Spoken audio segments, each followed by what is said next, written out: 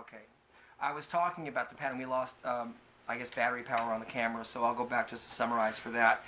There is a pattern in creation. The earth is given the earth is has a surrounding heavens, which is the first covering around the earth. And Psalm 148:13 says that there's a glory in that first covering. The first covering always has glory, and it requires a secondary covering. So the canopy around the earth was the secondary covering. When that covering is taken off, it means judgment. It happened in the days of Noah, and it required a substitutionary covering, which is the ozone layer. All right. The human body, according to 1 Corinthians 15:40, there's a glory to celestial bodies and terrestrial. It's a different type of glory. But because it's a glory which belongs to the Father, it has to be covered. It was covered in light. When the light was lost, man had to wear clothes. That's our substitutionary covering. All right. The Ark of the Covenant. We're going to Hebrews 9, verse 5. And it says, "And over it the cherubims of glory, shadowing the mercy seat," of which we cannot now speak particularly. But see, it says that they were cherubims of glory upon the mercy seat. Yah said that he would meet with man at the mercy seat. That's why it's called the mercy seat, that his presence would be there. And that's why the angels were put upon the Ark of the Covenant, where their wings would touch, to cover. And they're called the cherubim of glory. So what was the covering that covered that glory? Well, it was the incense cloud that was to continually burn in the Holy of Holies. Okay? Now, when they were in transit, what covered it? Turn to Numbers 4:5. I want you to see this. There was a substitutionary covering when they had to move, and obviously could not have incense burning. Numbers 4, verse 5, tells us what they did. It says, "When the camp sets forward, Aaron shall come and his sons, and they shall take down the covering veil and cover the ark of testimony with it." You see, so when they were moving, they covered it. All right? It's a pattern. It never changes. It also happens with the tabernacle itself. Turn to Exodus. Since you're in Numbers, it's not too far. Go back to Exodus chapter 29.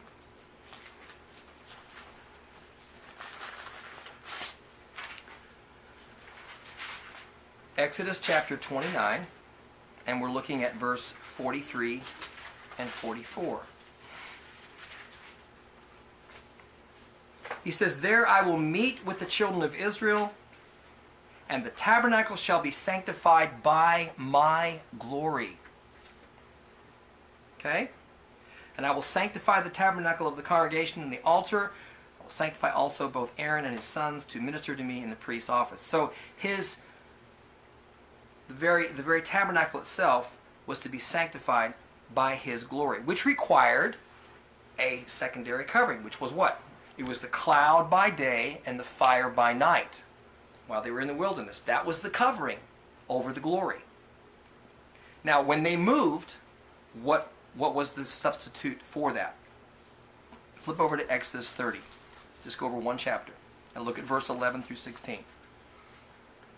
It says, "And the Lord spake unto Moses, saying, When you take the sum of the children of Israel after their number, then shall they give every man a ransom for his soul unto the Lord, when thou numberest them, that there be no plague among them when thou numberest them." It was a tax that was paid, so they would not suffer any plague. This was an atonement. Look at verse 15. An atonement is a kippur. It's a covering. Okay? To make an atonement for your souls. So the substitute was, Yah decreed that it was in the tax that was paid by the people until they rested once again, and the cloud by day and the fire by night would rest upon the glorious tabernacle. Okay, now, turn to 1 Corinthians 11. Oh, people say, "I believe the Bible, brother. I do. I really do. I believe it. I follow the Bible." Really? Do you? Because 1 Corinthians 11 is surely a portion of Scripture that is not heeded by most today. It's explained away. Oh, that was back then for that culture. 1 Corinthians 11. Let's read it. Now, I took you through all that so you could have the backdrop for Hebraic thinking. Shaul, the author of this.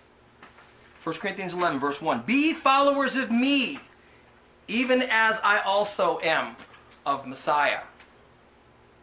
Now I praise you, brethren, that you remember me in all things and keep the ordinances as I delivered them to you. What ordinances, Shaul? What? See, we're reading somebody's letter. Well, keep it in context. The ordinances, he's going to talk about the head covering. That's the ordinance here we're talking about. Okay? Oh, I don't see it in the scriptures. I'm sorry, that head covering thing for women, I just don't see it. Well, you must not think that Shaul's letters are scripture. Or maybe you just think 1 Corinthians 11 is not scripture. All right, verse 3. But I would have you know that the head of every man is Messiah, and the head of the woman is the man, and the head of Messiah is Elohim. This is the governmental order and authority. Every man praying or prophesying, having his head covered, dishonors his head. What is this word in the Greek? This word is katakalupto. Okay, and what that is, it means to hide, to cover completely. It is a gender-specific thing. People in Corinth were cross-dressing, okay? Kind of like what we have now. People don't know what bathroom to use because people don't know if they're a man or a woman. They were doing this to worship their gods. Greeks were doing this. Corinth was very much cross-dressing. We know this from history. That's what they did. So women did things to make them look like men and wear male genitalia and cut their hair, and the men were growing their hair to look like women and putting veils on. You know? Crazy. So don't wear a katakalupto. Don't put on a woman's veil. Okay? Going on to verse 5. But every woman that prays or prophesies with her head uncovered dishonors her head, for that is even all one as if she were shaven. What do you mean? If I don't cover my head, I got to cut my hair off? I ain't doing that. Right? It's like a judge. You know, it's not a punishment, but putting it in these terms. If a judge told you, you need to pay a fine, okay, $500, or you need to go to jail for a weekend. And the woman says, okay, judge, listen, I'm not going to pay the fine, and I'm not going to jail. See ya. Okay, verse 6. For if the woman be not covered, okay, here's the word katakalupto again. There's a different word coming up here. But this is the word katakalupto, meaning a veil. Okay? If the woman be not covered, let her also be shorn. But if it be a shame for a woman to be shorn or shaven, let her be katakalupto, covered. Same pattern we talked about. It's glory. It's the glory that's being guarded. Verse 7, for a man indeed ought not to cover his head. We're not talking about this. He's talking about the katakalupto. Okay? A man is not to cover his head for as much as he is the image and glory of Elohim. But the woman is the glory of the man. For the man is not of the woman, but the woman of the man. Neither was the man created for the woman, but the woman for the man. For this cause ought the woman to have power, exousia in Greek, power on her head because of the angels. We're going to talk about that at length in just a moment. Nevertheless, verse 11, neither is the man without the woman, neither the woman without the man in the Lord. For as the equality, it's equality. It's not one is a tyrant and the other one's a slave. No, it's an equality. Just like the Father and the Son. Yah is Father and Son. Yeshua is no less Yahweh than the Father. Okay? Zechariah tells us he is the co-partner. The co-equal, it even says in the Hebrew. Okay? Strike the shepherd, my co-equal. That's what it says in the Hebrew. Okay? This is why it was blasphemy to say you were the Messiah. See? They knew that. Okay. Verse 12. For as the woman is of the man, even so is the man also by the woman, but all things of Elohim. Judge in yourselves. Now this is, of course, for people who understand the scriptures. Okay? You have to have a Hebraic mindset to be able to do this.